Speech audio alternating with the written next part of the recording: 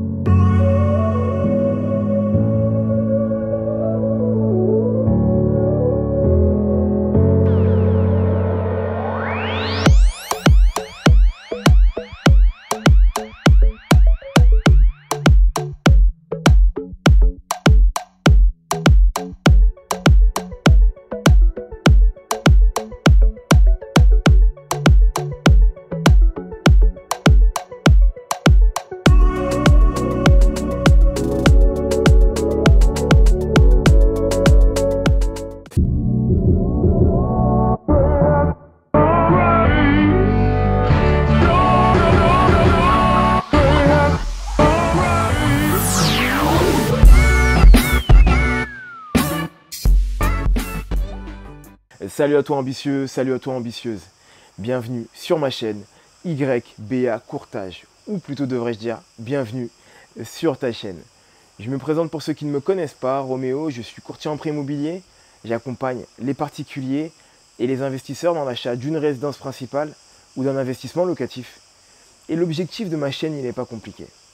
C'est de donner quelques petites astuces qui vont te permettre, comme on dit dans le jargon, de shooter ton prêt immobilier afin de l'avoir dans les meilleures conditions.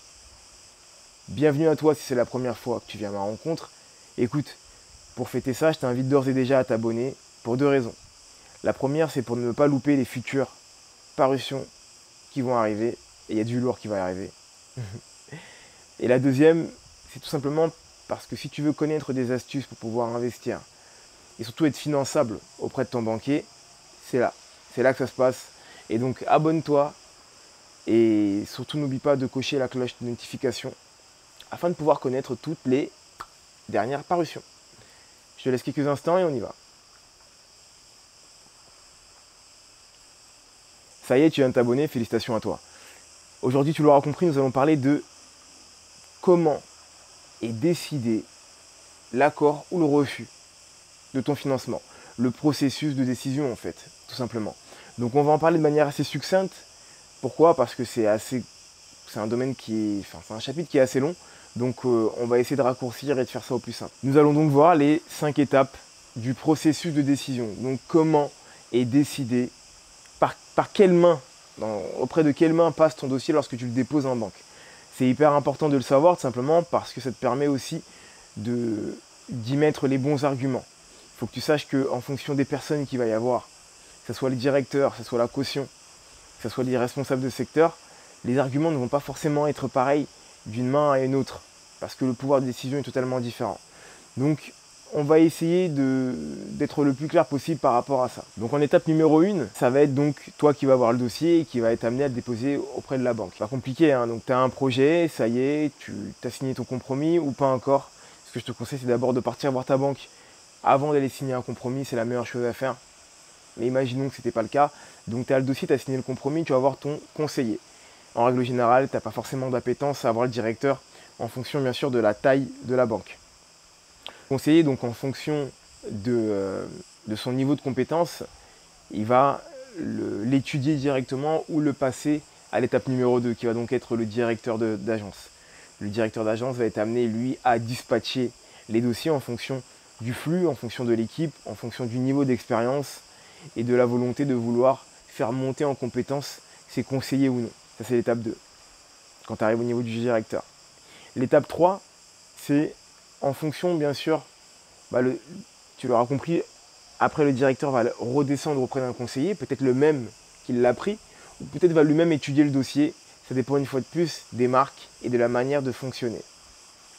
Dans le cas où il le redescend au conseiller, le conseiller va donc étudier le dossier par rapport aux informations et aux documents que tu lui auras donnés.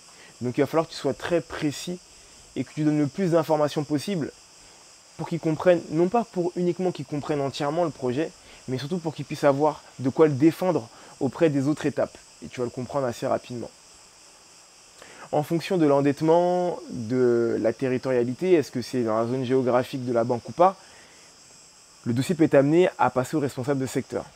Imaginons que tu as un endettement qui soit supérieur à l'endettement qui est possible dans cette banque-là. Donc c'est le responsable de secteur qui va prendre la décision ou non de continuer sur ce dossier-là. Donc on en arrive à l'étape numéro 3. Donc le dossier est balancé auprès du responsable de secteur, qui est donc le responsable du directeur concrètement, et qui a donc plusieurs agences bancaires. Lui, il va être là pour calculer le risque, mais aussi pour voir au niveau benchmark ce qui est possible de faire. Qu'est-ce que je veux dire par benchmark? C'est tout simplement, est-ce qu'on a fait notre quota de crédit? Est-ce qu'on a fait notre quota de crédit de manière hypothécaire? Est-ce qu'on a fait notre quota de crédit de manière à travers la caution? Voilà, il y a plein d'étapes comme ça, plein de curseurs, plein de facteurs qui sont pris en compte. Il y a encore d'autres facteurs, mais bref, on ne va pas tous les là-dessus. Donc, si tu sais déjà que ton dossier il est borderline au niveau de l'endettement, etc., il faut que tu mettes déjà en amont les arguments qui vont pouvoir convaincre le responsable de secteur. La différence entre le responsable de secteur, le directeur et le conseiller, c'est que lui ne te connaît pas. Il regarde uniquement des chiffres et il n'y a pas d'affect là-dessus. Contrairement à un conseiller ou un directeur qui peut avoir de l'affect pour toi et qui va défendre ton dossier. Mais personne d'autre connaît mieux ton dossier que toi. Donc c'est pour ça qu'il est important d'y mettre tous les détails que tu peux y mettre. Par exemple, un avenant que tu vas signer bientôt pour une augmentation de salaire, qui va donc faire baisser ton endettement. Un exemple tout bête. Le responsable de secteur va prendre la décision de continuer le dossier, pour qu'on puisse continuer cette vidéo d'ailleurs. Il prend donc la décision de continuer ce dossier et il l'envoie à ce moment-là auprès de la caution, ou en hypothèque, mais on va dire auprès de la caution, qui va donc être l'étape numéro 5. La caution va, elle, avoir une autre analyse, une analyse du risque. Elle va se poser la question et se demander, est-ce que je prends un risque de me porter caution sur ce projet-là? Donc elle, la caution, elle a besoin d'être bordée, elle a besoin de photos du bien, elle a besoin de connaître la localisation, quelle est l'appétence qu'il va y avoir pour que des locataires puissent venir. Tous ces points-là doivent être énoncés sur le projet. Tu ne peux pas juste venir dire, voilà, aujourd'hui j'achète une villa à Saint-Raphaël. Explique pourquoi, parce que c'est un endroit touristique, parce qu'il y a eu une affluence, parce qu'il y a un centre commercial qui est ouvert, parce que maintenant il y a le festival de Cannes n'est plus à Cannes, mais à Saint-Raphaël. Bref, trouve des arguments qui donnent envie à la caution de se dire, ok, ce projet-là il est sûr, parce que je ramène de l'apport, parce que j'ai de l'apport après projet. Bref, plein d'autres étapes d'ailleurs dont je parle sur ma dernière formation qui est dans la tête du banquier. Donc je t'invite d'ailleurs à cliquer sur les liens après, mais on en parlera par la suite. Tous ces points-là sont hyper importants parce que tu dois rassurer la caution. Tu dois essayer de lui dire, t'inquiète pas, en me prêtant de l'argent, j'aurai pas besoin de toi. C'est juste pour faire plaisir au banquier qu'on te sollicite, mais j'aurai jamais besoin de toi.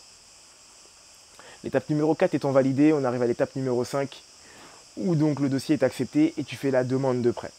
D'accord? La demande de prêt, c'est à partir du moment où tu vas partir voir la banque. La banque te fait une proposition commerciale, tu l'acceptes et tu signes donc ta demande de prêt. C'est elle qui va faire foi. Ça va être le squelette de ton offre de prêt. Donc tu devras vérifier toutes les informations qui sont là-dedans. Tout simplement pour pouvoir avoir ton offre de prêt en bonne et due forme. Et voilà, c'est la fin de cette vidéo. J'espère qu'elle t'aura plu. Si c'est le cas, n'hésite pas à la balancer à un grand nombre de personnes pour que tout le monde puisse en bénéficier un maximum. N'hésite pas à y mettre un pouce, ça me fait plaisir. Ça fait plaisir à YouTube, tu as fait ta BA. Ça me donne de la force. N'hésite pas à y mettre des commentaires si tu veux qu'on échange un peu plus sur le sujet. Et comme je te l'ai dit tout à l'heure, il y a des liens qui sont juste en bas. Le premier, c'est le Call Jack. Ça te permet de rentrer en contact avec moi directement. C'est totalement gratuit, c'est pendant une dizaine de minutes. Ça te permet tout simplement qu'on puisse échanger sur un début de stratégie par rapport à ta situation. Ensuite, tu as donc ma formation qui est donc dans la tête d'un banquier. Ça va te permettre de pouvoir connaître toutes les astuces afin de pouvoir financer ton projet et puis être sûr de pouvoir le shooter dans les meilleures conditions. Et pour finir, tu as mon e-book qui est totalement gratuit, les liens sont juste en bas. Acheter après la crise, ça va te permettre donc de pouvoir connaître quelques astuces, tout simplement. Donc voilà, tu le télécharges, tu le partages si tu as fait monter en compétences. Ça me fera plaisir, ça fera plaisir à la personne à qui tu l'auras partagé et tu auras également fait ta BA. Entre-temps, ambitieuse, je te souhaite une excellente journée ou une excellente soirée, peu importe à quel moment tu regarderas cette vidéo. Je t'invite à continuer à croire en toi et à te former. Bye.